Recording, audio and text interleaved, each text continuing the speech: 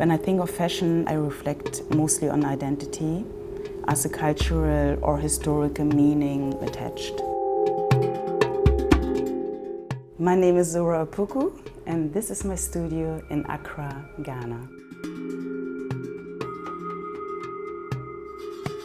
I grew up in the former GDR, and I was the only child with brown skin in my community.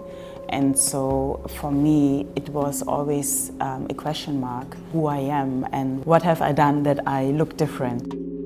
It becomes quite a challenge to be yourself if you don't know who you are. And that is the reason why also identity became a leading kind of energy throughout the works.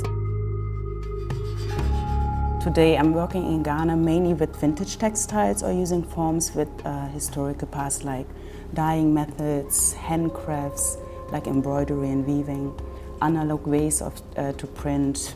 It becomes all part of expressing identity and honoring what has been used for ages in Africa. I really embrace the beauty of what people do here with their hands, and what Ghana shows us is what you can't find anywhere else.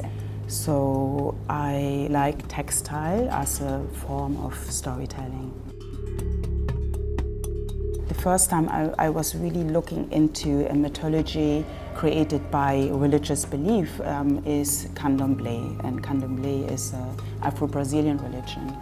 In 2019, when I became ill, I used that kind of feeling of being so devastated about that I started to look into the mythology of the ancient Egypt, and like a whole world opened up to me, which I didn't think it becomes part of my healing journey. And it was so interesting that the new body of work is completely influenced and guided by it.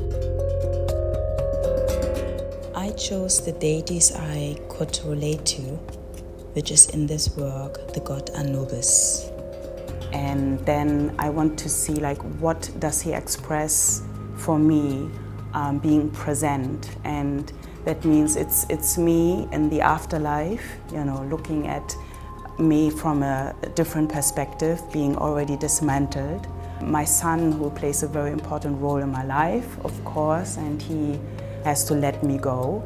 Then there is the sun, which is, you know, part of the life, but then, you know, it turned really red, which is like a sign of, you know, she's about to set.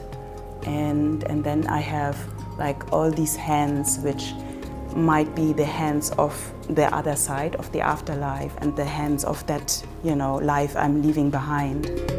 It was never like a steady journey. It was always, you know, it's bumpy to really rethink and reset, like, you know, to actually motivate yourself to get, you know, like move forward, to fight.